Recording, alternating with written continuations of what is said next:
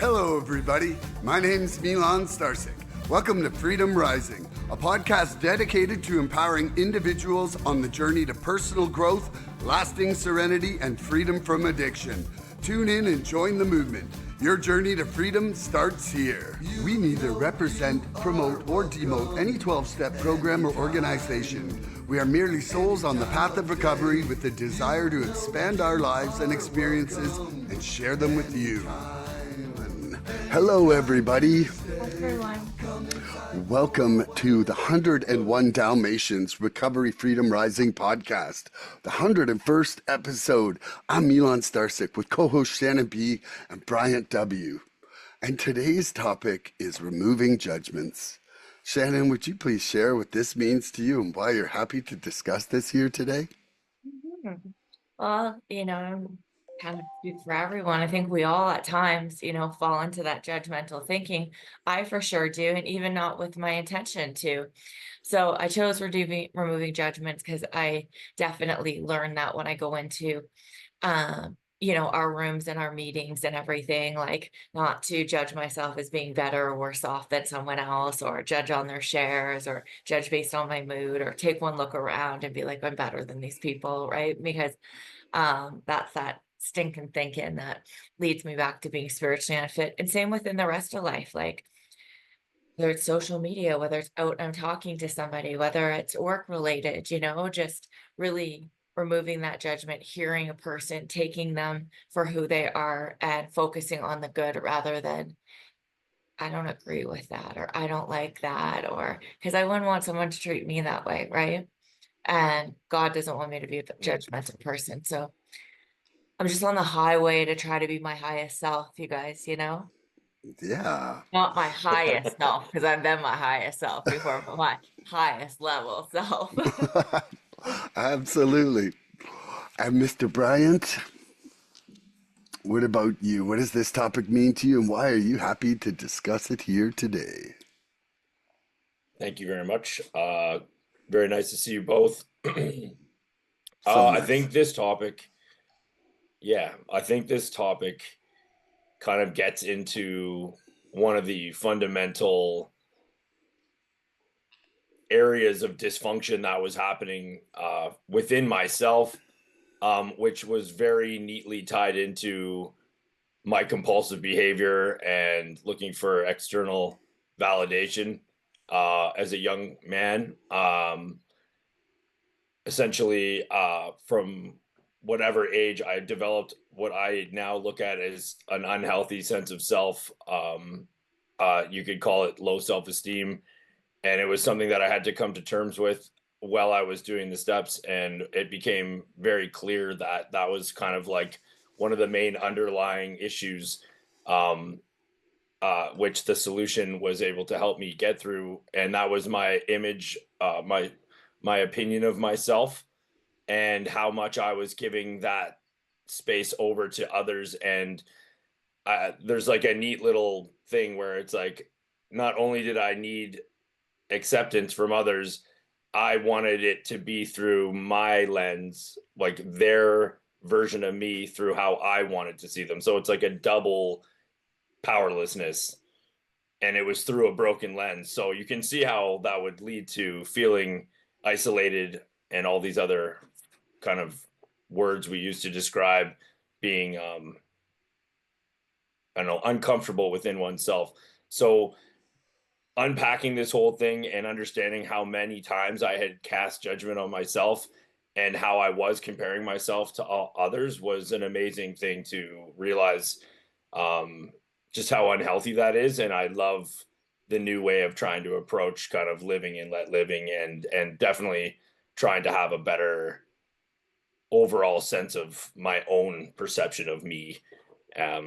That may have sounded self-centered, but it's not. I love it. Oh, that was really well put.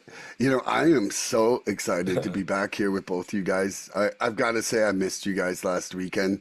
It's so funny how doing these regularly creates this like little spiritual replenishments inside myself. like Yeah. having these talks, and then it's like, oh, and now my Saturday is going to be different. Why? Because it had a Shannon Bryant start to it. And so I see anyway, that. I'm happy to be back here, and I wanted to express gratitude for that because gratitude's big on my days these days. And this topic of removing judgments, I was like pretending self-esteem with substances, for 37 years. Like if I wanted to be cool, all I needed to do was to be drunk or high enough to think I was cool. And Yeah. well, and then, and it's funny, but they say, you can't love others until you love yourself, right? And I wasn't happy with the external world either until I lacquered it up with that substance because Mhm. I had no happiness about myself. It was a really bullying environment that I grew up in, and not just physically, but also emotionally. And that just led me to having a perpetual feeling of lesser than. I Mhm. never had the feeling like I was the good looking person or the best sport guy or whatever. And, like being the smartest guy 45 years ago was not cool. Like now, at least like nerds can kind of have this sort of, I don't know, like there's a different culture now for intelligence and being Mhm. good with computers and technology that does offer you, a really kind of a fast track to a different life, so to speak. And there's like a much more connectedness of those little cliques that didn't exist a long time ago. Like if there wasn't another person in your grade smart at math, you were just the lonely smart math person, you know, Mhm. and and and so you know, I spent my life feeling ugly, seeing a lot of other people as ugly, and Mhm. feeling, and trying to compensate that with a feeling of superiority in intelligence, which, like really didn't bring any satisfaction into the thing. So through the steps, it's been kind of a magical journey for me to unpack a lot of this and to continue unpacking it. I would say my onion's still got a few more layers to go, but I can Mm. see that, I could see there's rot down in the next layer and I need to do a bit more work. Yeah, yeah, I always call it like the translucent onion. I can see whether the next layer is good or unhealthy, but I can't see exactly what it is till I get this one off. And yeah. so, anyway, I'm happy to peel onions with you bastards today because I love you. So, Shannon, would you like to ask Bryant the first question? That's Sure. insane. I know, And I'm well, crazy. maybe there'll be some crying because my eyes water when I feel onions. Yeah. Right? That's right. Yeah, I like That's what right. you guys shared, and it's always just like kind of awakened something in me to think about stuff. So yeah, um, B, when you first came into program, right, and you started attending meetings, um, Mm. were you able to identify like the judgments that you made pretty quickly on, or would you say that was kind of a tunnel vision? Like judgments I made on the meetings, etc. Hmm. Ooh. So, I don't know. I think it was the whole ingredients. Thank you for the question. The whole experience, I should say, like when you first came into attending meetings and Yeah. So I had a little nibble when I was in my early 20s. So I had been familiarized with it. I kind of knew how it went. The main theory is that I was not teachable or that I still was too easily influenced back when I first knew I had a problem, but I wasn't willing to do whatever it takes. Um, so this time I do look at it like it was sort of like, I don't know. I needed it so badly that I definitely had. What happened was I was really lucky. Within 3 meetings, I had a sponsor. So, and this dude was dead serious. He made it very clear what the tools were there for and the necessary need for them all. I think it was a general shift in attitude and perspective. I also had, I genuinely had the 3 in me. Like I did believe, and I believed that there was something that could relieve me of this bondage of self and return me to sanity.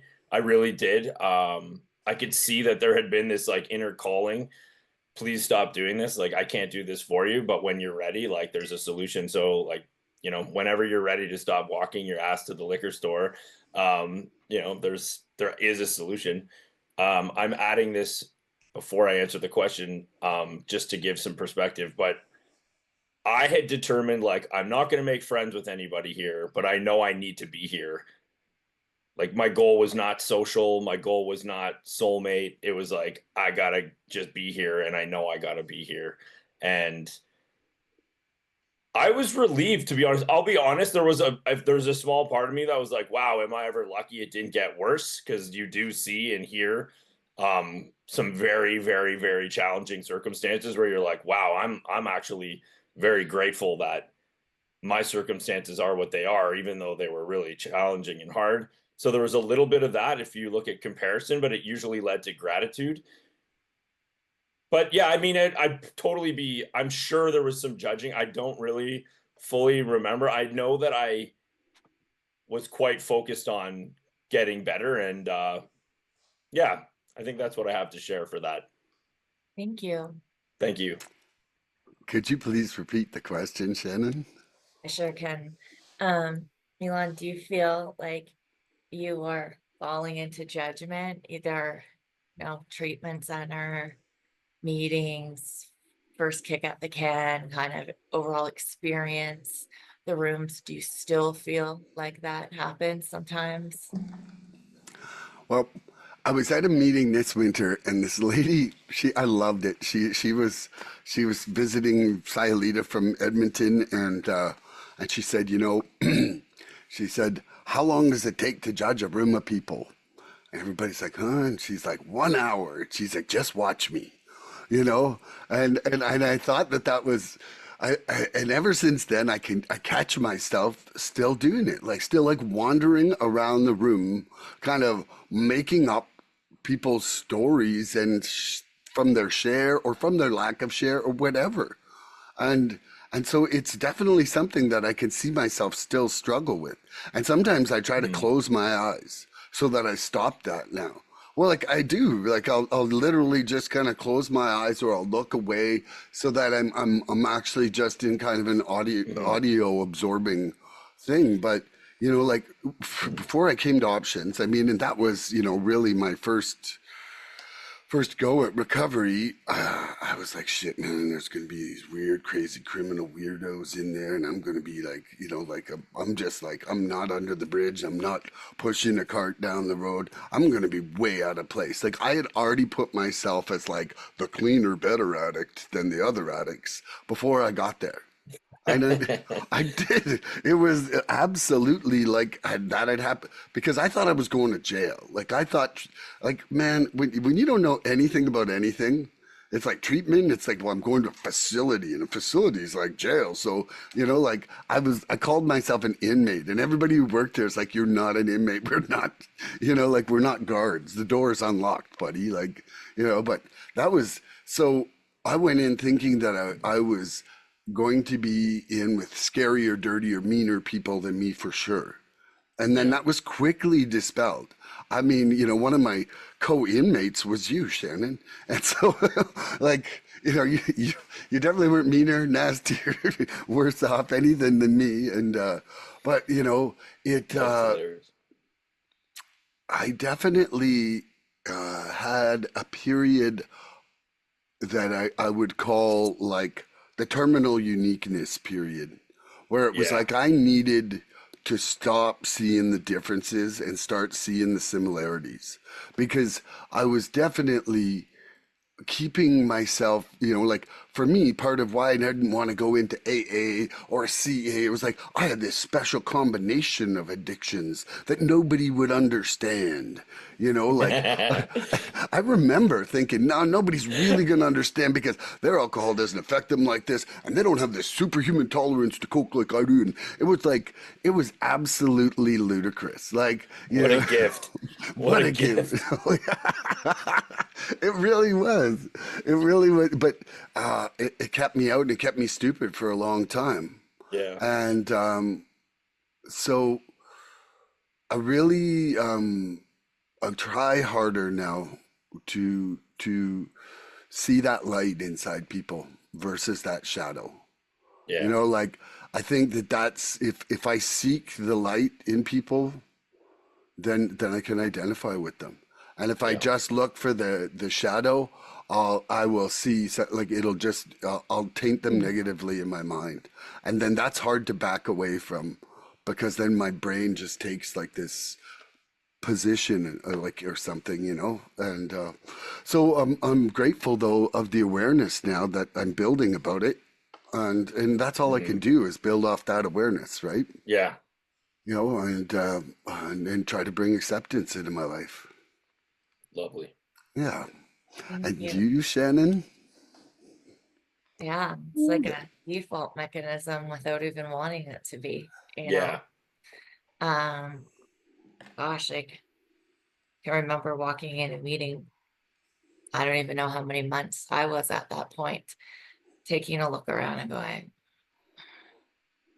there's a lot of people here focused on the problem, you know, like on something Yeah. higher than, you know, like spiritual hilltop thinking. And I laughed and I was like, what are you doing? Like you weren't in a treatment center that long ago either, right? And I remember like Yeah. from sponsors, like look for the similarities, right? Not the differences. And first meeting I ever Mhm. attended was the same thing. I walked her in, took a quick survey of the room because all I wanted to do was identify there was people worse off than me. So I could say, okay, I've tried this, you know, I'm not alcoholic, I'm just not managing well.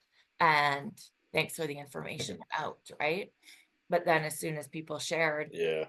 boom, like the proof is in the pudding, you know. I had such an emotional reaction to that because for the first time people I'd never met before seen were saying the things that were in my mind, right? Like I couldn't help Yeah. but identify. But it's not just limited to that, like it's in all areas of my life. If I feel myself moving into judgment on something, thankfully I usually have the awareness and I check myself. I'm like, I'm very spiritually fit right now thinking like that. I'll pray for the person. I also try to see people as human, right? Oftentimes ego or, Yeah. you know, the need for control is really stemming from very low self-esteem or feeling unworthy or having that imposter syndrome feeling, Yeah. right? So I can see that in others and like I pray for them and I don't want to be judged myself. But I also know too that sometimes I can do things that will really feed into that.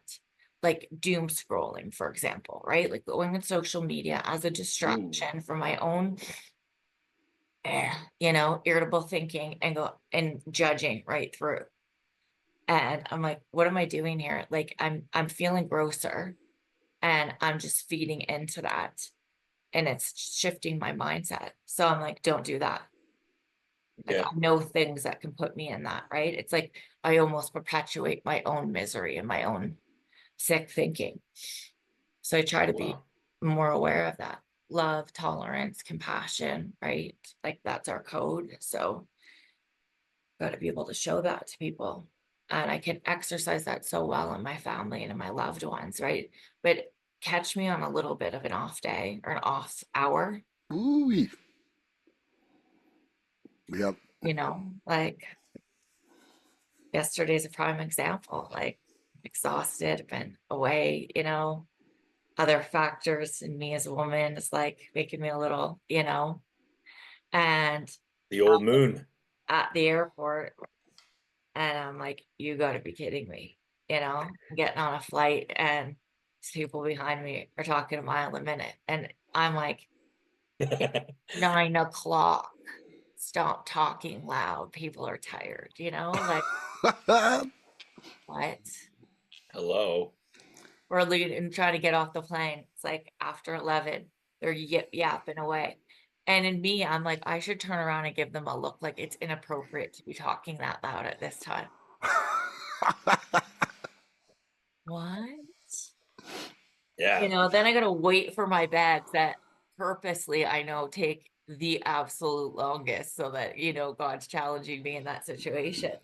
And I was like, and Yeah. there's people gathering around. So you know what I did? I just went and moved myself away from the crowd so that my energy wasn't there and I could also protect my peace a little bit. And this gentleman who must have caught how, my looks or my energy on the flight walks up to me, he goes, you got the right idea, staying away from the people. And I'm like, yeah, just knowing my limits right now, because I knew like but would be living, being normal, and I'd be like shooting daggers or like, I just couldn't get out of it. So I was like, just remove yourself.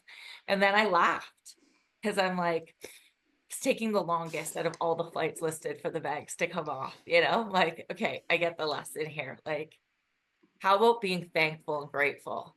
It's had a great work trip, Yeah. able to fly home. Now I get to go in an Uber and come home, to my family. Like, really? Yeah. I also booked my own flight at that time. Like, let's also, like, There was choice in the travel, yes. well, limited, but still, like, I knew what I was getting into. So it's like, don't expect people to suddenly just like shapeshift Yeah. because, like me, I was saying to myself, because my mood, and I Yeah. feel good about that. And if I have to sit in my head and pray through it, okay, it's better than me vocalizing my frustrations onto others. Yeah. Absolutely. I'm also in charge of the way I think. Yeah. I love that. That was great. Some honesty. I think travel is a great time to see who you really are when people are around. Like the stories that go in my head, and you guys know I share very transparently and Yeah. honestly on this podcast, but it's like, I'm trying to get a hold of my pharmacist to like deliver something yesterday. And I call back and like I have a short window. And the receptionist is like, she'll be right with you. She's just with a customer. And in my head, I'm like, let's wrap this up on the amount of questions here, like let's Oh yeah. get this prescription and get on with it. Like I'm in the middle of Yeah. something. I need to talk to her, confirm you're going to deliver today, because last minute Lenore's me has left this and now everybody needs to drop everything and make sure, this gets delivered to me. And I'm thinking like, who are you? You're captain of Shannon Airlines. Captain. What it is it's like, it's my world and you guys are living in it. So if you could, get the memo, maybe get on the board, empire of Yeah. do shit. things a little bit quicker. Yeah. But then I'll have patience in the same situations, depending on how spiritually fit I am. So it's like, It's true. come on. Yeah. I'm doing it to myself, right? Like you're working yourself up. And I remember being in treatment before, not this time, the previous, and like having road rage as one of my defects, and it pointed out to me like, I've left late. I'm laying on the horn, I'm acting like an asshole. And now I'm perpetuating somebody else into having a bad day. I'm like, what if that person in front of me, has a family emergency or has had this or whatnot? And I'm like, let's go, like queen of the Yeah. road. I just made somebody else have a frustrating moment because of my decisions. So Yeah. don't do that. Yeah, don't do that. Don't do that. You got a question for me, Mr. Bryant W? I do. So did or does having come to recognize your own defects make space or allow you to find it easier to allow other people to find their own way? Like eventually I feel like life humbles everybody in some way. So have you found that recognition and awareness has made it easier to sort of like, just like Shannon said, like maybe this person's got some issue and they're driving a certain way, like to let others seemingly act like assholes, even though we don't always know the story. It brings me back to old Rosa Metzler, right? And her Oh, yes. Rosa Metzler, and like nobody thinks they're the villain, right? That's it. And even inside myself, when I was judgmental, I didn't think I was the villain for judging. Right. Like I just thought it was a natural reaction to idiocy, and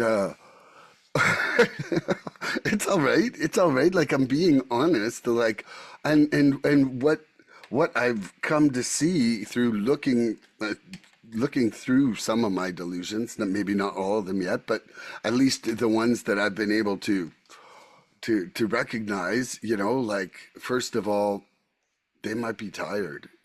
They might be tired. They might be only sharing the mess because they don't know the message yet at a meeting. Or they're not feeling it.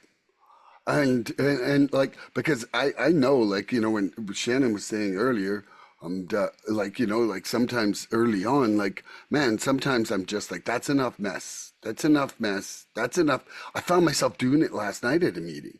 There was like a lady and she like hijacked the meeting 15 minutes. And I am like, I'm gonna leave. I'm gonna leave. I'm gonna leave. I'm sitting there thinking to myself, I'm gonna leave. And then I'm like, how ridiculous would it look if I just got up and like left 14 minutes into her share? Look at this shining example.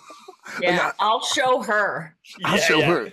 Like we shouldn't be subjected to this anymore. And it was I really was like, wow, I'm like, I am totally not tolerant, not patient, not anything here. Like, and I was like, and I kept feeling like, okay, this is going to stop. This is going to stop it. This is going to stop. And I'm going to take a breath and just laugh at myself. And then it was like another 5 minutes would go by and I'm like, whoa. I'm like, okay, now she's taking it too far. And I was like, and then at the end, I'm just like, you know what? She's probably going home to nobody. And this is her, and this is like maybe her only chance to socialize for the whole week because there's not a ton of meetings in this little town. Like this might be her only chance to come out and talk to people, And I realized what a jerk I was, and I gave her a hug at the end, and I felt like okay, like I don't know, like I certainly wasn't proud of what happened, but that's good though. That's very real.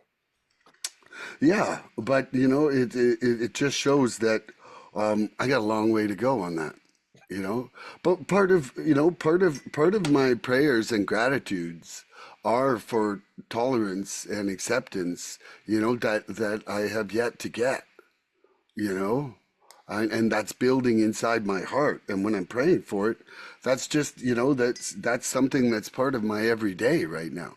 I know that I don't have it awesome, Yeah. But I still feel like one of the things that this one speaker was talking about that I was listening to recently is that like he doesn't just do his step 4 on his resentments. He does his step 4 on his beliefs as well. And that's something that I want to embark on right now because I know that there's a lot of low self-worth beliefs that I'm still trapped in. That I can feel I'm trapped in, and that is affecting my tolerance and acceptance of others. Mm. How For I sure. feel about me is going to filter how I can even see you. Absolutely. Like if I think I'm awesome and I think I'm shitty at the same time, it means that I'm probably going to drag my opinion of you down as well. Yep. Or I'm going to put you on a pedestal and then I'll be judging every imperfection you make. Like it's one of those two. Like I'm either going to pull you down or I'm going to put you way up there. And then it's like, whoa, that perfect person just made the biggest mistake ever because I start expecting perfection out of you. Right. And I see myself doing that. So I'm going to leave that one there. I have no clue whether I answered it right or not, but Shannon, you're up. It was awesome. No, you're awesome. B, can you ask me the question again, please? Yes, I can. Does or did having seen your own defects kind of come into that recognition, has it made it easier to allow other people to like make mistakes and or maybe disappoint you, things like that? Yeah, it's giving me a lot more tolerance and compassion for sure, Mm, right? Like I have my moments, like I just shared, yeah. but yes, and in terms of like being in meetings and hearing people share, and some people it's just like going on the war stories path, right? If that's all that they have to contribute at that time, and them sharing that keeps them from pulling into a liquor store after because Sure. gotten it off their chest, right? Then I'm grateful to be able to have held that space for that person, Mm, because it's a slippery slope, right? Like, oh, you're sharing too much of this. Then it's like, we got to get this timer going. This person's going over. Then my mind can go to, we should really start reading at meetings based on like sharing on the solution. And if you can't, passing, and then like the hamster wheel can get going of like how I think something should be, yeah. until I fall into even a snippet of that one day, right? And Yeah. I wouldn't want to be judged or have somebody get up and walk out in the midst of, right? I Yeah, didn't that's walk awesome. out, but I sure had a No. plan. I had a Oh, plan. I have too, and like With dialogue. I'm gonna get No, up no, I would have and silently share. stormed off. Yeah, but still while she No, was but in talking, here, to like make the impact, right? Yeah. no So question. yeah, I do try that. And like we're all put in situations like that, like whether that be in a work environment, be in your family, being in like personal life, or in a meeting where it's like it's a great opportunity to do the right thing Yeah. when you're pulled against it. And yeah, because when I work with sponsees and we're going through they're five, like, and I'm six and I'm looking at defects. It's like I have so many of those myself. So, when I can relate to somebody and be like, yeah, I get that. I've fallen into that before too, right? Makes me Yeah. human, and being humble, being teachable. Like I'm still learning. I'm gonna grow throughout it. I'm gonna make mistakes, but it's Yeah. being able to recognize that. And the last thing I want to do is be ignorant or intolerant to somebody and then have to go back and make an amends for that. No question. I was acting higher than thou. And I can see that too in others and be like, this person needs to get down off their spiritual hilltop. Well, guess what? So do I sometimes. Yeah, That's definitely. beautiful. And Bryant, you want to answer your own question? Sure. Yeah, so that's what came through really strongly for me. I had been in this mud fight, for many years, tossing dirt in each other's faces, and like, especially like siblings or the people closest to you. It's like, oh, but you've said this and you've done that. It's like, well, I guess then none of us should try to help each other because we're just going to remind each other of what we did 15 years ago. It's like, I mean, the goal is to evolve, not to remind people of like all their mistakes. And if you are currently going through a hard time, if somebody is, available to either listen and or possibly share their own experience that might be considered advice, not to then remind them of when they did the same thing. So like what happened is like all those years leading up to finding the solution was that kind of mentality. It's like, oh well, always comparing.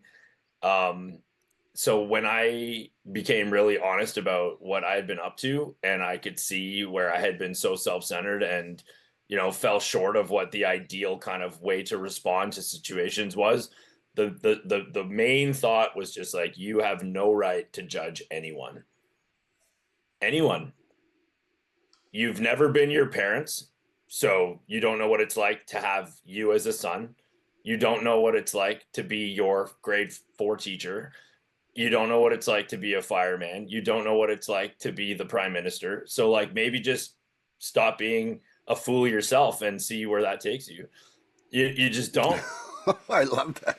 I love that. Well, Stop and being a fool of yourself and see where that takes you. That's a new shirt, man. let's start we got a company. I mean, this is gonna be great because they're gonna be driving and I'm gonna be like, you don't know what it's like to drive a Toyota Camry. You So, don't. stop Yeah. the judgment. But that's such a like an amazing reminder. Like, no, we don't. No. Here we are thinking we can do such a better job of it. And it's the acorn off the tree. Like, you don't know what it's like to have been born and raised in that house or on that street, or you don't have those genetics. You don't know it. You only know you. And that's that beautiful gift of you can only control yourself. And then we still admit that we can't, and we give it up to something greater than ourselves. So it's just this whole constantly reminding yourself of like the different levels of experience that everybody's gone through, which is what's motivating how they're acting at that time in their life. You got other people that live in caves and sit cross-legged for 18 months before they have a shower. I don't know what that's like, but they probably didn't, maybe judge anybody during that time. I don't know, but I can only try to level up to where I see my shortcomings and be open-minded to still allowing people to tell me that, like if I can't still, if only, if you think that you've done some work on this and a few years later somebody points out like, hey, you just did this, and you're like, I don't do that kind of stuff, like that's your problem. It's like, you got to still be open-minded to the fact that healthy feedback can still be a really good thing. So the reason I said that is trying to still be not so sensitive. If I'm told that maybe I'm falling short in an area, it's like, maybe I should listen, rather than get defensive or think that I've overcome these behaviors.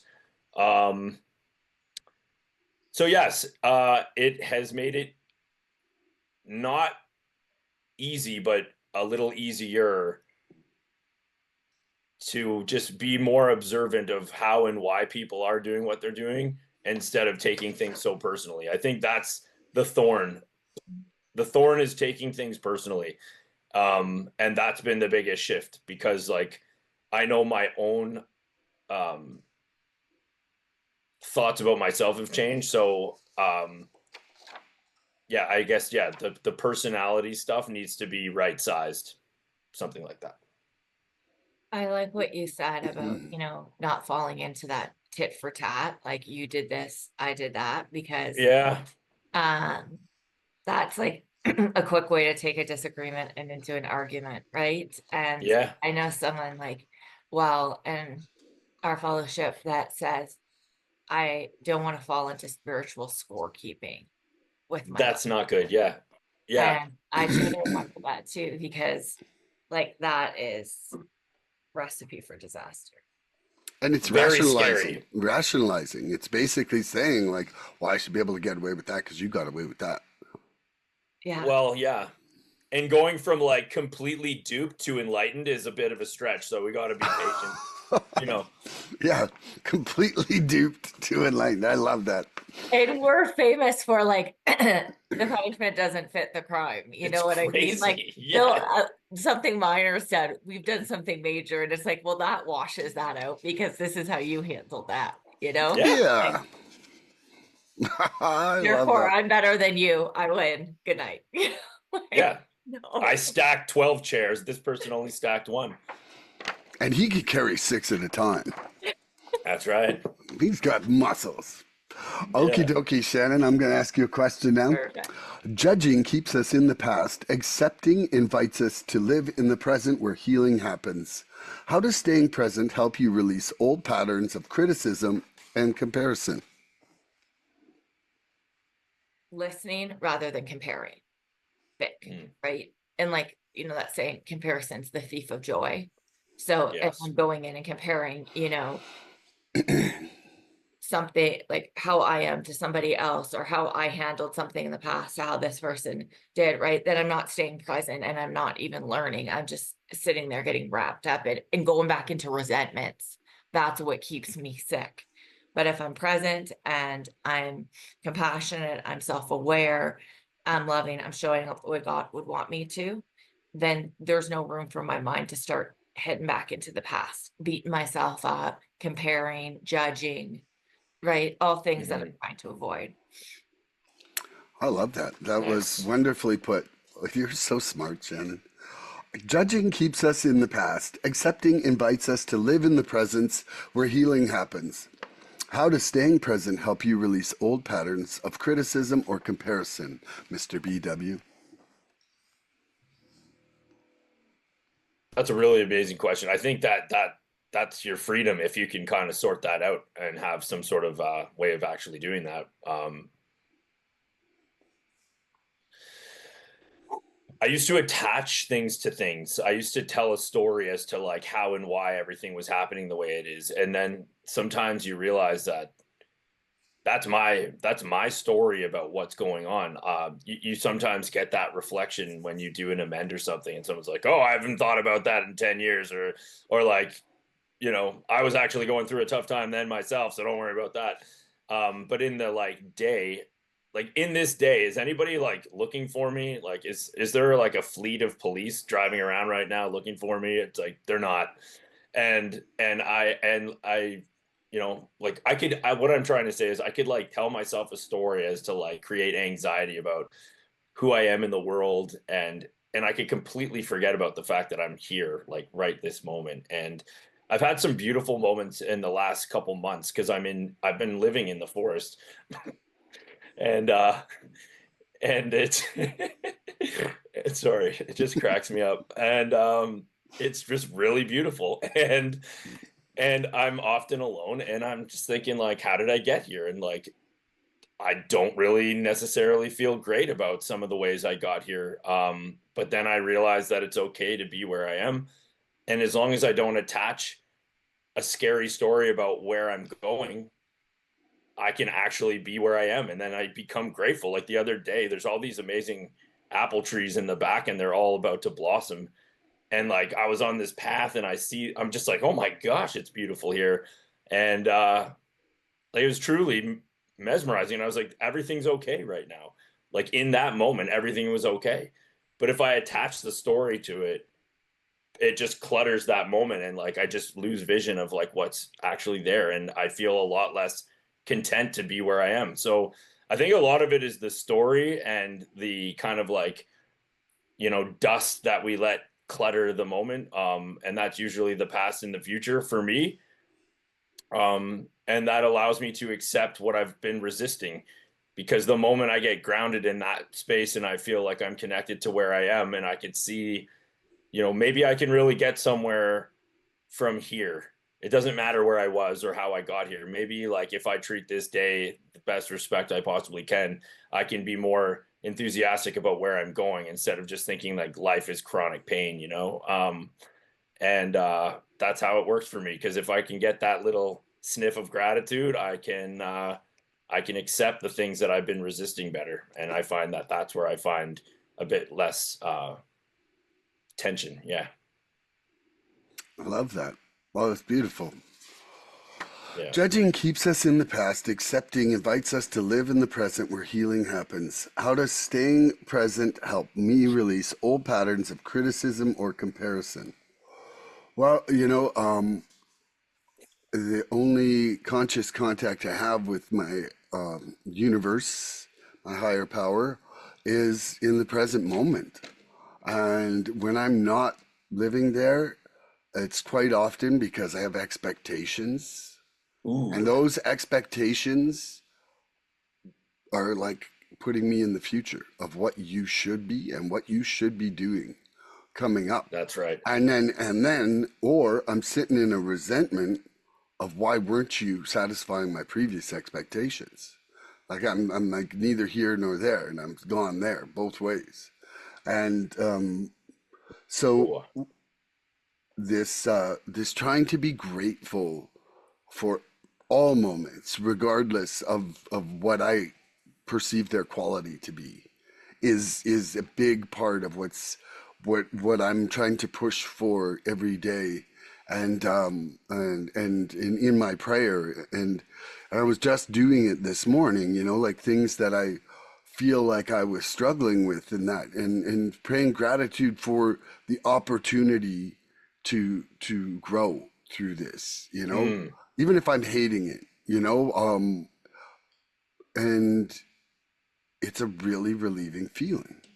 And honestly, I wasn't thinking about something in the future. I was just actually, it brought me really to a content point on the road. I'm going to tell you guys a little story that happened to me yesterday.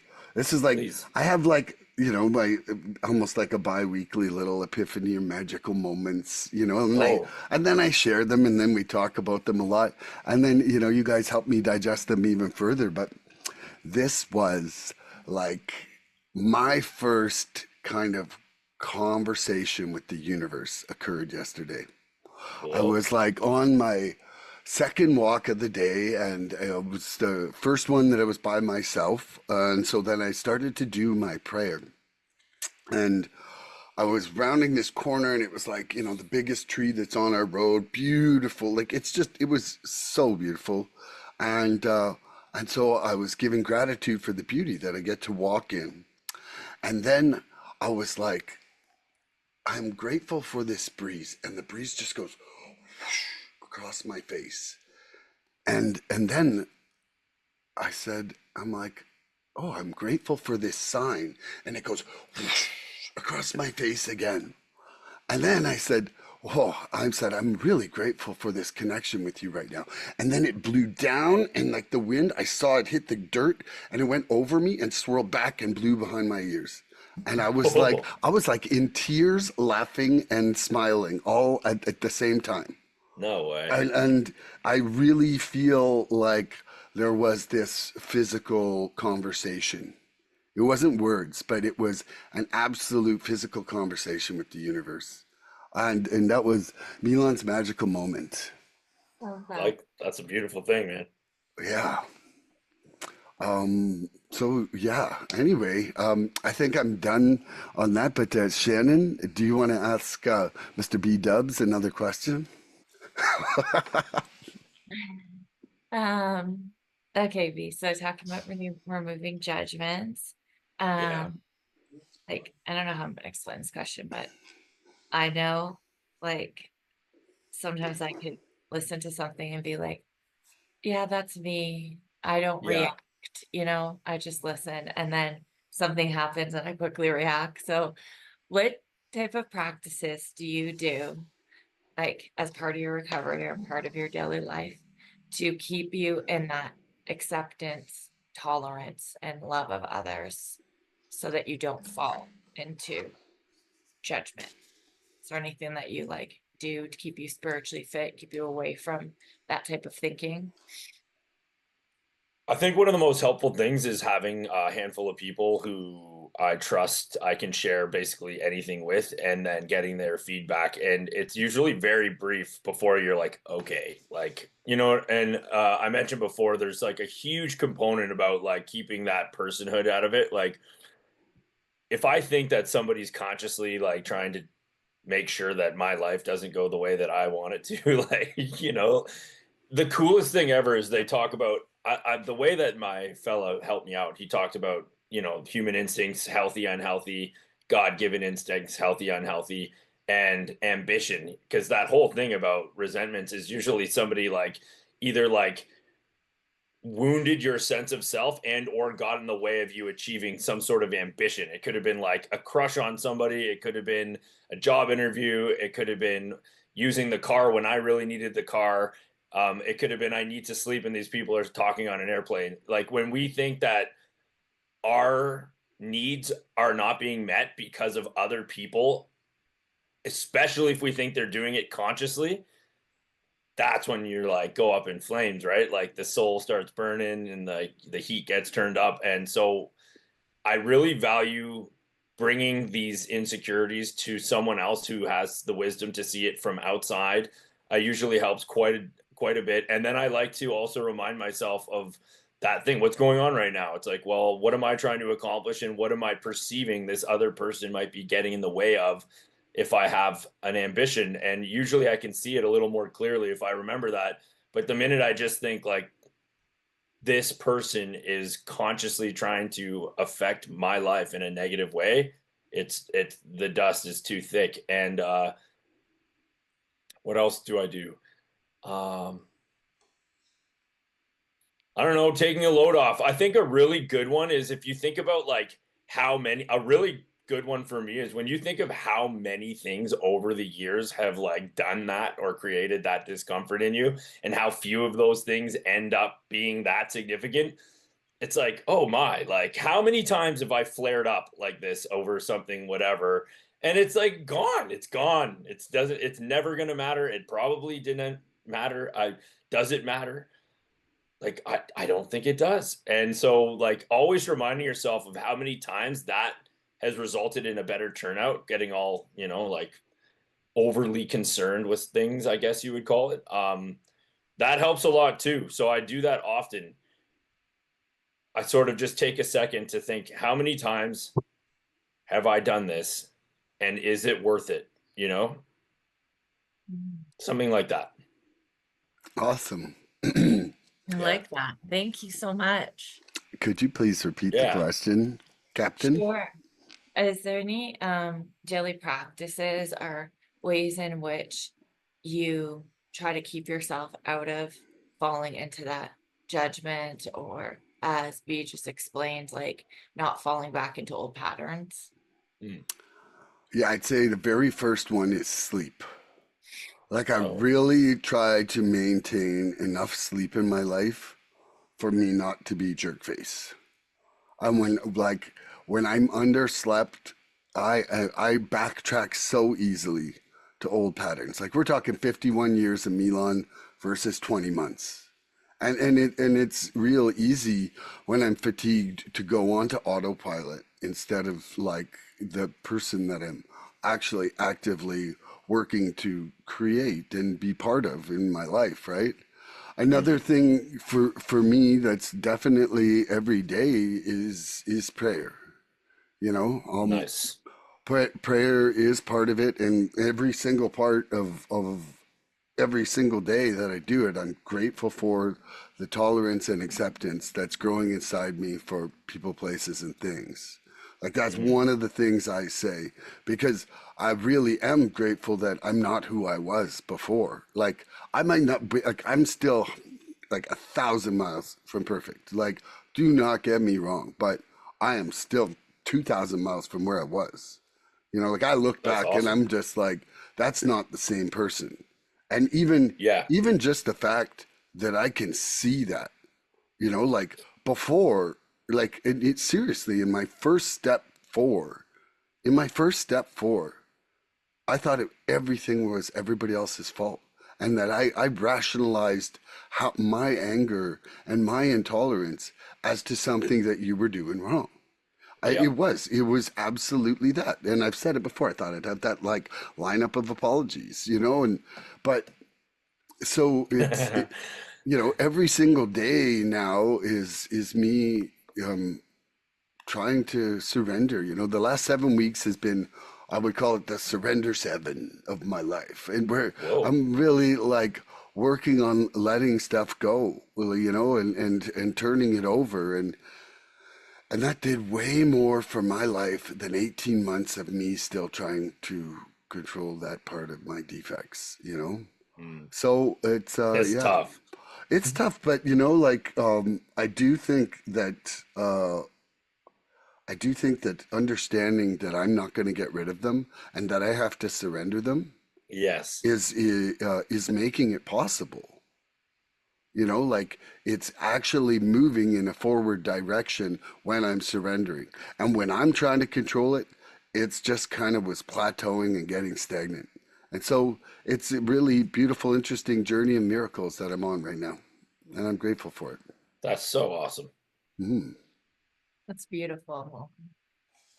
Hey, guess who loves you too? I don't know if anybody said it today, but it's like the Nope. early morning. Yeah. I love you. Love you guys Thank too. you. Thank you. I just love listening to you both. It's so helpful. Yeah, to answer my own question. Well, definitely, I like that reminder. You've been here before, so how you're going to show up in the situation is very Mm. important. And for me, it's that little anecdote of drinking the poison and expecting the other person to die, right? Like, Mm. I can't control the outcome, but I can control how I show up in it. So if I'm sitting there in resentment, harvesting, or like harboring all these negative thoughts, then that's just polluting me, right? It's not changing what's going on. Like, can't control how people are in the world. but I can control whether or not I allow that to affect me. Yeah. Going into gratitude, reaching out for support too is what I do. Like, or doing something that shows like care and love. I get stuck in something, like Yeah. sending a nice message to someone, holding the door for the person next to me, being Yeah. patient. How can I be of service, right? I have to wait for this luggage, but here comes somebody who has a physical injury and can't lift their own bag with the same strength. There it is. Let me That's do it. that, right? Seriously. Yeah. Yesterday, irritated by something going on near me. This older gentleman wants to run to Starbucks across the hall. No problem, sir. Let me watch your bag for you. Wow. Like that makes me feel good, right? So Yeah. look for a way that I can contribute positively to the situation rather than sit into the negativity of it. I can start the morning, I can pray and meditate, I can map out my day and go, here's how I'm going to show up in those situations. But I'm alcoholic and I'm human. And 2 minutes later, I can be in one of those situations and be like, so it's like trying to stay present and stay connected to my being self-aware. Like, That's right. The fourth dimension. That was awesome. You guys are awesome. but I learned from you too, right? Like, I'm going to remember this. Like, you've been here before, you don't need to show Yeah. up like an asshole in the situation. That's awesome. Quote What of came- today so Oh. far: stop being a fool yourself and see where that takes you. Yeah. What came to mind there? Oh shoot, it left already. Oh yeah. So again, within reason, but I genuinely don't think when people are enjoying their lives, they like seek to harm other people. They might stick up for themselves in a moment, like out of self-respect. But so the reason I said that is like I think it's already being dealt with, right? Like I think if that person's acting that way, they're already getting punished by their own pain. So I don't need to like point it out, be like, yeah, maybe, I don't know, we'll see. But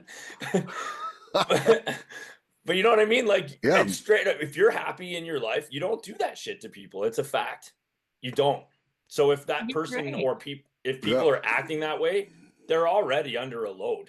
That's a fact. Hurt people, and healing people heal people. And a lot of people are not self-aware, period. And it's not our job to make them that way. Like you said, somebody's Yes. not sitting there intentionally going, I think I'm going to talk right now so that I can irritate everybody around me. Like that's childlike behavior, right? And Yeah.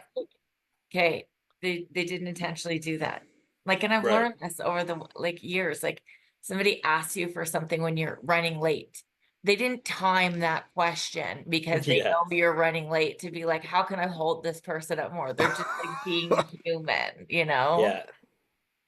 Sure, there That's are right. those times, I'm sure that like kids and stuff test those limits, but as an adult, it's not premeditated. No. Well, I don't know. Well, no, okay.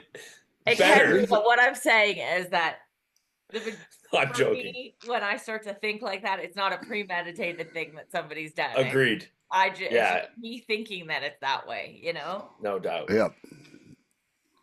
You guys are awesome. You guys are too. Brian, you got a question for me? Oh, sure. Okay. Man, you guys are fun. This is fun. What a great way to start the weekend. What does this say?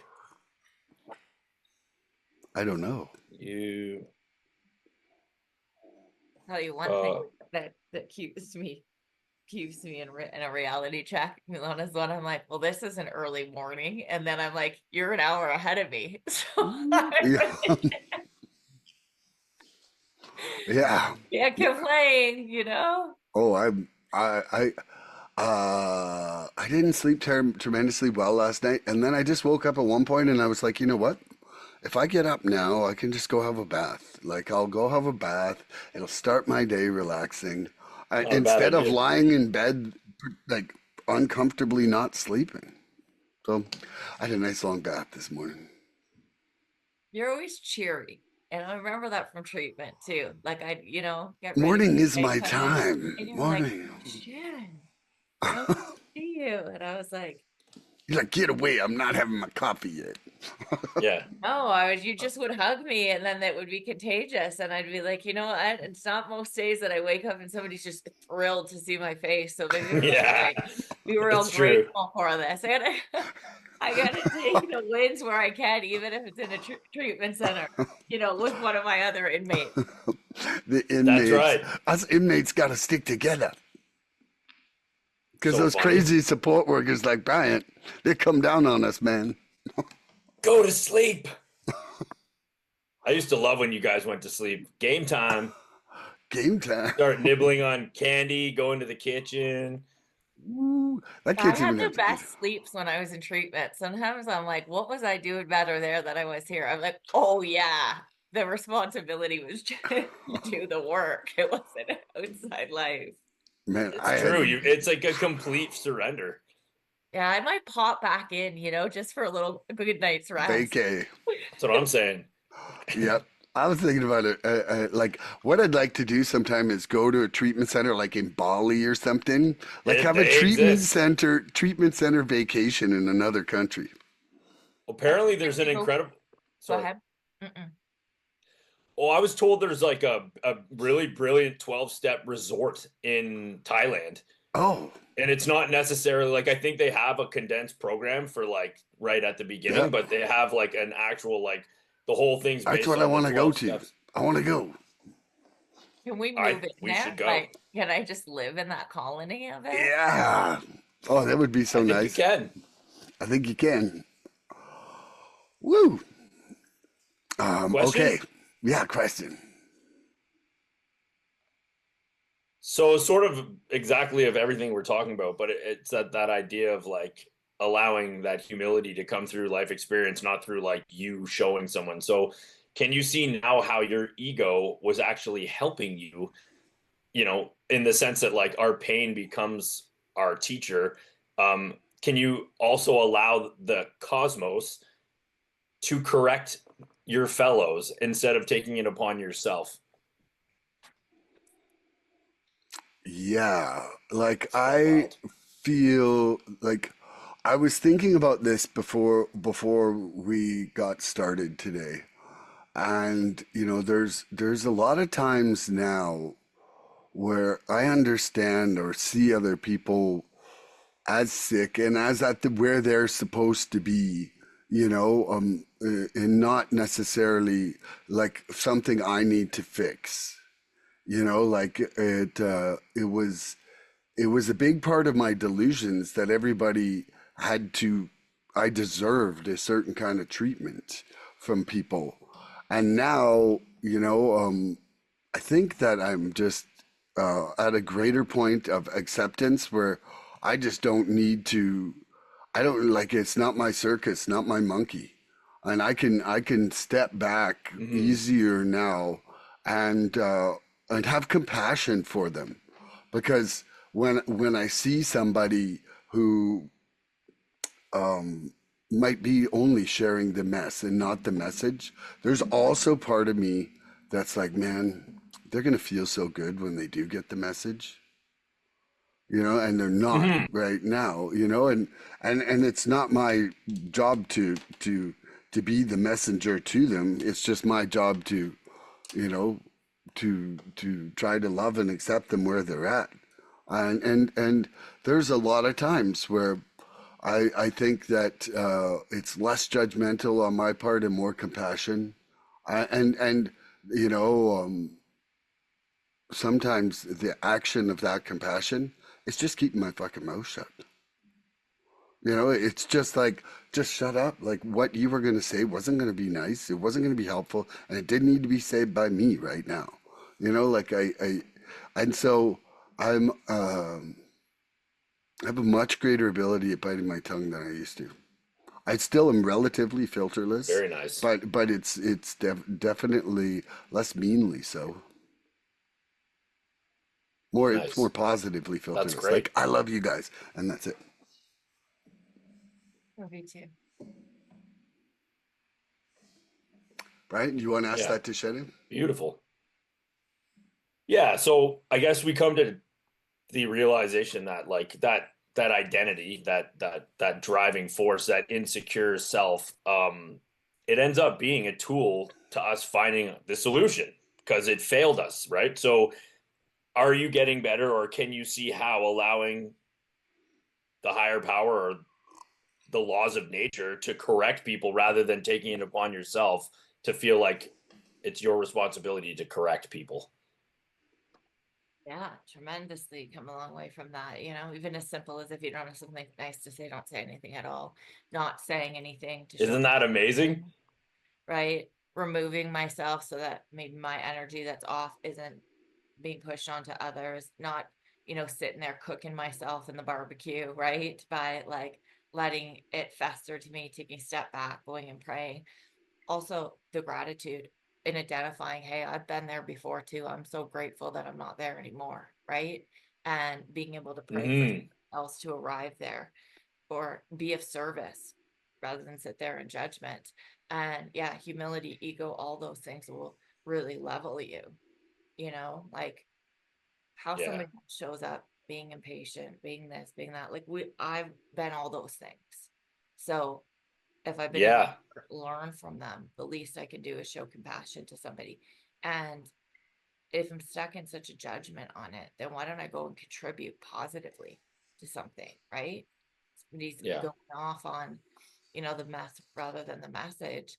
Maybe they just need somebody to listen. I can take 5 minutes after a meeting over and acknowledge they're in pain, right? Yeah. Gently, or offer a suggestion or just, show that I can relate to that. Sometimes that's all people need is to not feel alone. And I can't play Well God. said. I just can't. It's not my role. And he does a better job than me anyway. So Love that. Does. That's a fact.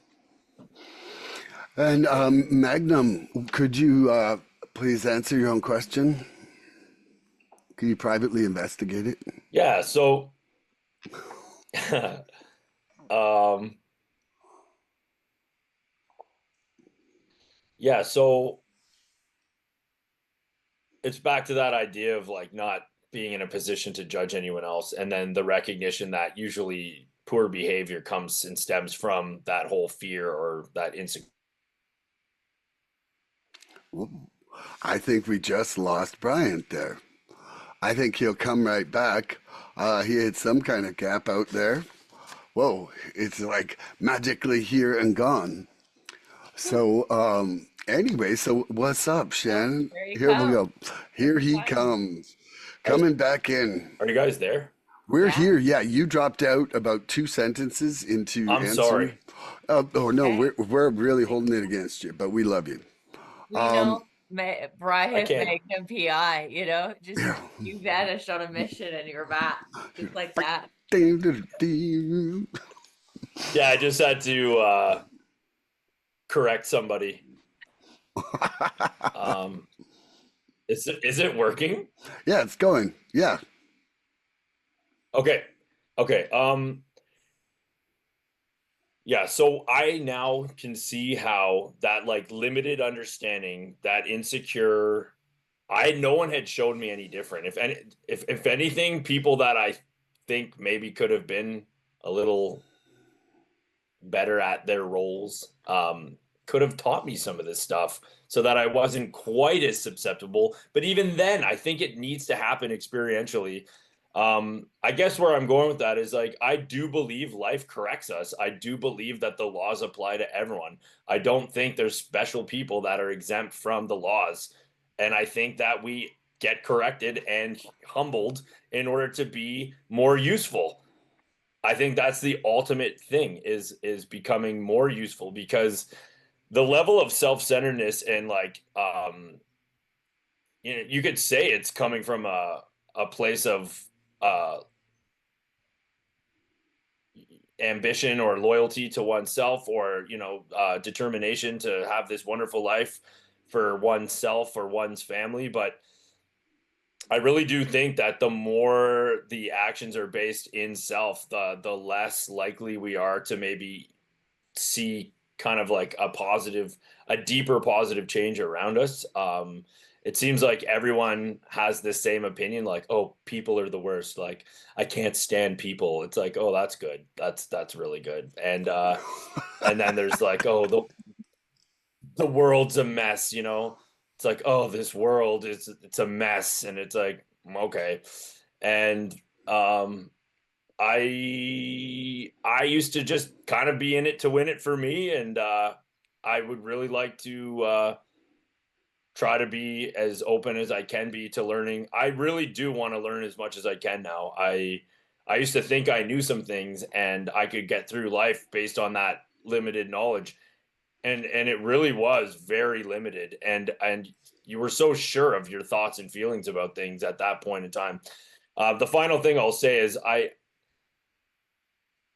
had this idea that if when I was doing the steps, if I was that wrong then, I'm probably still wrong about a lot of things because I was way off, you know. So if I was that far off, there's a high likelihood that I'm still off. So I want to remain hopefully uh able to see that and catch myself and be open to learning. Yeah. I love that. Like I that you still said feel that. there's delusions, that I'm sure I'm not seeing through Oh yet. yeah. Yeah. Well, for the most part, people are spiritually sick, lacking in self-awareness, and frequently wrong, including myself. And either at least one Yeah. of them or all three at times, right? Like Yeah. people are human. Yeah. So let Absolutely. Okay, allow them Shannon, are you ready? as ready as I can be. Judgment is the language of the ego. Acceptance is the voice of the spirit. How do you know when you're speaking from your Huh. ego, and how do you return to your spirit? Please give a recent example from your life. Yeah, well, how I react right away, right? Like if I immediately start to feel defensive or get like a physical reaction of irritation, I know that I'm sitting in ego and I can Hmm. course correct, right? Like I can walk it back and show up more tolerant for sure, asking questions, right? Listening to the actual words rather than my interpretation of it, and ask for clarification Yeah. on things. Very helpful, right? Like also how I perceive something doesn't mean it's a reality. Texting, emails are prime No examples doubt. of that. I can assume somebody means it a certain way based on, how I think they are, when really they don't mean it that way. So I Sure. find that to be great forms of communication. So if I need to understand something, I pick up the phone and I call someone and I ask them so that I can hear their tone of voice and, not just assume something's a way that it isn't. You work Yeah. in any line of work where you're working with people, right? You're around so many different personalities and it's real easy to make a judgment or assume something's one way or get your back up when really like it's me creating my own insanity like that. So just pausing too, giving it a couple minutes. I can read something and take a minute before I respond, check where my head's at, right? Before, Mhm. because you can't take those words back when you react to something. And Yeah. I always find showing up more positive, more teachable, more calm creates a far better outcome than, well, I don't know about that. Or like, well, what did you mean by that? Right? Like Yeah. that tone. I Yeah. don't know. Does that answer the question? Definitely. You are on Oh, mute. sorry about that. You know what? We don't have to answer questions perfectly, but you did because you're amazing. Um, now, if I could enlist the private investigator for a response on this, judgment is the language of the ego. Acceptance is the voice of the spirit. How do you know when you're speaking from your ego, and how do you return to your spirit? And please give a recent example from your life. Oh, geez. Um, Oh, geez. Oh, geez. dude, I could be living in the forest and upset people. I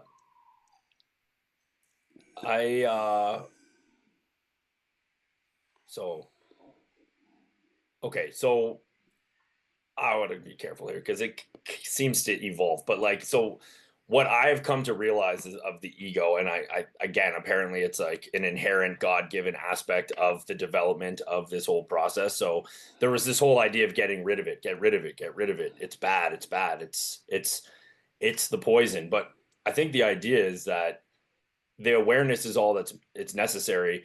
You can't remove something that brought you to the solution, even though it's perceived as like a negative kind of like the problem with that aspect of the consciousness is that it's limited. So that means that you're cut off from like the like you said, the spiritual side of thing or the acceptance side of things. So I think for me, it's that for so long I was like, that's bad, that's bad, that's a bad side of me. Like I'm starting to like accept that it's probably gonna be there. And am I living out of it? Is it calling the shots? Is it dictating like, the choices? So for the new attempt at life here is that, man, I'll straight, I don't know what's coming, but like I've been slammed so hard this year and well, the last couple of years, my whole life, I have been absolutely like I don't really have anything else to fear other than death, and like I'm not that scared. Like the things that I prayed, please don't have this happen to me, they've happened. Like the worst shit. I'm not The laughing worst at you. shit. I'm I'm just being honest. laughing. Like the things that I desperately hoped wouldn't happen to me have, and so after you grieve and you mourn and you accept the emptiness, the vastness, the like lack thereof, fear is almost perplexing. It's like I don't even know what to do with this because like that part of me that was desperately hoping I wouldn't, please, tough shit, man. I was on a ladder the other day and I was just at the top of this ladder just doing a little bit of work, and I was like, I guess you just have to be a man and like accept that this is what happened in your life. And like it's like, so now what do? I have to believe that like there's no way I was brought out of that gnarly storm to a place of rest back into these other storms to just have that be the end. So I have to look forward and I have to accept on a deeper level these facts of life that involve other human beings and their decisions, and try to be as wise as possible in what going forward, or maybe creating the same dynamic again. It's like, what can I take from this? So the ego is, I think, the part of us that is the most sore. It's that person that's taking it personally. So I think it's not only part of the solution to finding yourself as the limited one that needs the higher power, but it also is the part that remains sore. So you also have to be aware of that. Why is this so hard, or why is this so painful? And it's that part of you. It's that taking things personally again. And you could argue it's like, well, how do you not take this personally? It's like, this has been done to me. And it's like, yeah, but that's still too simple. You're completely neglecting like the trillions of things that occur in other people's lives that create the energy that motivates them to make their decisions. And if they harm you in their path, look back a few miles and you probably bulldozed over someone else in pursuit of your own whatever. So anyway, it's a bit of a tug of war because you got to know when to let go of the rope and when to pull on it. And it's a tough one. That's a wonderful response there, Magnum. I love that. Judgment. is the language of the ego, and acceptance is the voice of the spirit. How do you know when you're speaking from your ego, and how do you return to your spirit? And please give a recent example from your life. So let's just give a moment of gratitude for a man named Harry. And a big part of my day these days is the Harry God box. And for those of you perfect will visualizers who don't need props, I hats off to you. But my little Harry God box is one of the starting points of my day now. And so an example for me, and then I'll maybe talk about what I see as the difference there. But I'll get up and there'll be something chewing at me. And this week I was in the part of a negotiation of like a 5-day offer, which most offers are sorted out in a day. And this was going back and forth, and I really felt like this person that I was working with was making all these mistakes. And so it was like every morning, I was like, grateful for the privilege to help and serve. And I would be like, my client's response to this offer in the God box, and today's results from this in the God box, other people's reactions to my words in the God box. And that really, like, for me, it is bringing a massive fundamental shift on what I'm allowed to keep holding on to, because there is something about the written word and something about putting it on that little piece of paper and putting it in that box. And sometimes I might have to put something in that box a few times, but that just shows me that it's something I really need to be aware that I need to let go. Like the ones that are gone the first time, those are like little chips off the iceberg. But like the ones that I got to do 3 times, they're what sinks the Titanic. They're really things that I'm like, okay, like even if I can only let it go for a couple minutes, that's a couple minutes that I never let it go before. And now for sure, when I'm speaking from the ego, it's generally negative about somebody else, like almost all the time, or like a comparison where I'm better than, or I deserve something. Like I used to think I deserved a lot of stuff in this life, and now I'm just grateful for what I'm getting. Like, and that's the difference. For me, is that when I'm going from ego, I deserve things, and things should the words like should and deserve exist inside my ego, and inside my spirit, it's like thank you for everything, and it's a real journey, and I feel like I'm like a micro inch really into this journey of recovery, but I really am enjoying having the privilege to talk about it with people like you guys and my sponsor, and just to actually feel like my life has a purpose now because of this. Like it just really didn't before. Very nice.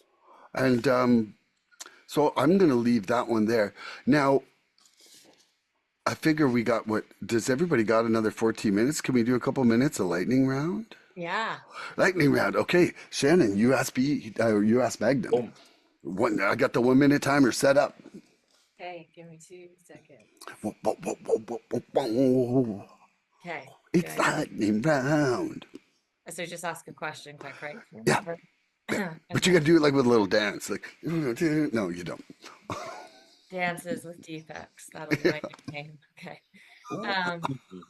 B, Dances with yes. when you're stuck in judgment, how do you pull yourself out? Oh Lord. Judgment of others or myself, I guess same thing. Either.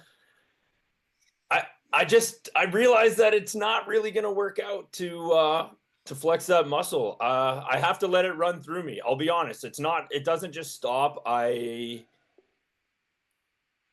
can't explain where I'm at. Like I don't wish this upon anyone, but I think it's God's will. I'm going through a really narrow little tunnel right now, and I let it run through me. I think what I have to think, I feel what I have to feel. The key is to not take a negative action. I mean, I've been known to like tell people what I think. Usually like for, I think it's like a reasonable thing, but I mean, I just don't know. I'm starting to hands off a little more, I just let it run through me. But thank you. Thank you. Question again, please. When you're stuck in a judgment of yourself or others, what do? Do you pull yourself out, or how do you handle it? So one of the things I'm trying to do now, like I was saying earlier, is this gratitude in all moments. And so if I'm actually like shit talking somebody in my brain, I try to switch it to a gratitude if I can catch myself. And then if it actually comes to being a shortcoming where I've verbalized it, which honestly, like probably still does, a quarter of the times that happens, I'm doing a step 10 and I'm making that amends. And somehow having to verbalize how ridiculous my action was, it is lessening the frequency of those stupid things. Like there's something Yeah. about putting that tail between my legs that it doesn't feel the greatest. And there's something about learning from that. Like Yeah. from learning that's not an acceptable way to be. Okay, you're up, Shannon. Yeah. I've certain people in my life that I can reach out to in those moments, right? That will help Yeah. me with that, while also validating where I'm at too, right? Without gassing the situation up. So I do rely on those people. I immediately pray. I try not to beat myself up, especially if it's judgment towards me. And one of the Mm, greatest tools I found is I have a note section in my phone called venting, and I unfilteredly vent out what I'm feeling, nice. and I leave Ooh, it at that. I love Right. that. And then I move on because I've gotten it out of my chest without dumping it on somebody else and without trying to figure my way out of it when I can't, when I'm stuck in that. Like it's for God to remove. Right. But I find that to be like writing to be an effective tool. I love that. I love the venting note in my phone. I'm gonna create the venting one. Okay, Mr. Magnum, you got a question for me? Go. Can you see how the higher power uses pain for progress? 100%. Pain is what made me willing enough to come to where I've come right now. Yeah. And I have other friends who aren't struggling with addiction, but are struggling with other things in their life. And Yep. they've approached me like, "Oh, hey man, could we work us out of steps?" Like they see the value from our conversations, Oh, wow. and it hasn't given them enough willingness to go all the way through it. Not with one of them. you know Yeah. You so need that dirty pain addiction. pain is pain created my willingness, which is the reason I'm alive right now. Broken wind. And a broken wind spirit.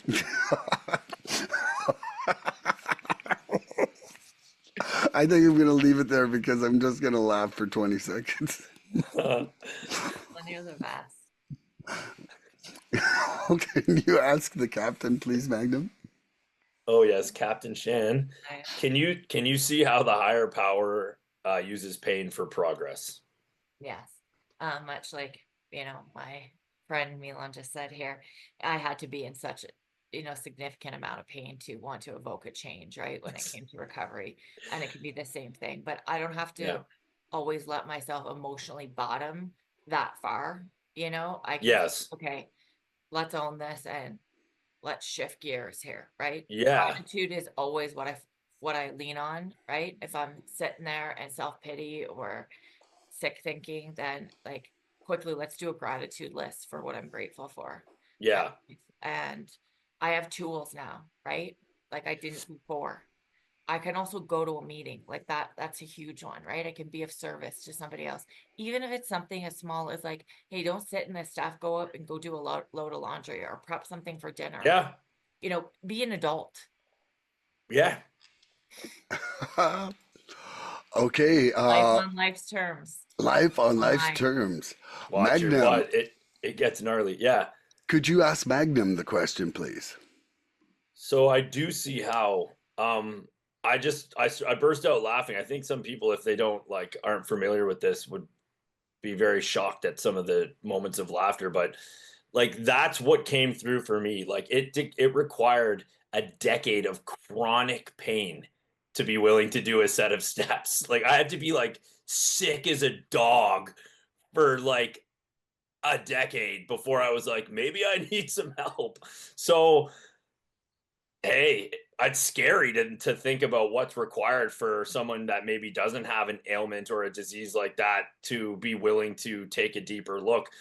The other thing too is I think the average person finds comfort in things like, say, religion and or spirituality or yoga or eating well or like some melon based skincare or something. Like I don't know, but like I needed to find out what was wrong with me. And I don't remember what the question was. Yeah. What's your question? I just I just know that yeah, it's crazy how much it required a whole lot of discomfort. So I do see how the higher power uses that to teach us. That Sorry. was awesome. Okay, Captain, letting go of judgment is not becoming blind. It's learning to see others through the lens of love instead of fear. How has recovery changed the way you see people you once misunderstood?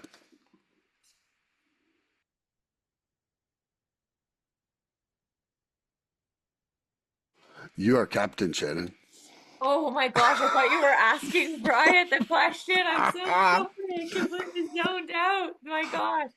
Okay, You are I'll the reset captain. the timer and I'll ask the question again. I'm so How sorry. has recovery changed the way you see people you once misunderstood? The same thing we've been talking about this whole time, right? Love, compassion, and tolerance. I can Mhm. um relate to people a lot more, right? Because of my own journey and what I've learned through that experience. And I can give people far more grace than I ever did because it's been Yeah. given to me, right? And I can show myself grace in that. And um that's beautiful, right? Um and contribute rather than take from Ooh. situations, which recovery's helped me with too. Humility, um, acceptance, surrender, all those things, right? Like being able to practice those today in my life gets far better results, and being able to help someone else to, even if it's just to say, hey, I hear you, you Yeah. know, can go a real long way. And That's not nice. making it about me all the time. How does this affect me, right? Like it's not about me. Yeah. I love that. That's awesome. Okay, Yeah. Blind Magnum PI. The Uh, nicknames that throw me. letting go of It's a judgment is good not thing. becoming blind. It's learning to see others through the lens of love instead of fear. How has recovery changed the way you see people you once misunderstood? Well, I think there's this weird idea like if you guys weren't like this, I would be like this. And I think family is the main one for me. Like I got a pair of sisters and it's just a beautiful example because realistically what they do should not really have an effect on me. Like unless it's done to me, but I used to get emotionally involved in like what they did in their own life. I'm like, we're at like middle age here, guys, and it's not how it works. And like I just went through a tremendous challenge and both of my sisters showed up like so amazingly for me. Like I am closer with them now than ever before and like so much love. And I used to kind of think like, oh man, please, you guys got to stop doing these things. And the best brother I could be is just to just be a brother, and that's not to have expectations on it. I love that. That was Yeah. beautiful. Yeah. Okie dokie. Milan, letting go of judgment is not becoming blind. It's learning to see others through the lens of love versus instead of fear. How has recovery changed the way you see people you once misunderstood? Oh, well, I mean, it's an entire turnaround. I was so deludedly amplifying emotional reactions to other people's actions Yeah. that was enabling me to use that. I don't think I actually had an undiluted view of any of the people that were close to me. So, now I'm hoping that I'm seeing things a little bit more reality based, at least as reality based as my lenses allow for right now, and that's what I'm trying on a day to day basis is to enhance the veracity of what my perception is, because I really I don't want to make a bunch of villains out of people. I want to love people, and Yeah. I want to be close to them, and I know that judgment hurts them and pushes them away, and I don't want to be part of that. So I think we have had a wonderful time here this morning. Are we meeting next week? I would love to, and if so, you guys got topic ideas? I think I'm on board. You guys, I can't meet next Saturday. I have Okay, women's weekend I'm committed to okay. Nice. doing, so The it's one after? morning. That's the 31st, right? I think so. Yeah. Good. G to G. Okay, well, one of you guys send me a topic, but for everybody out there, tune in next episode for more recovery fun. We love you, everybody. Please help us help others. If you like what you've seen here today, please subscribe and share this podcast and help us get to 100 followers. We're looking for interaction with our audience. So please email recoveryfreedomrising@gmail.com or contact Milan South Okanagan Starcic on Facebook with questions, topic suggestions, or just comments. We'd love to hear from you.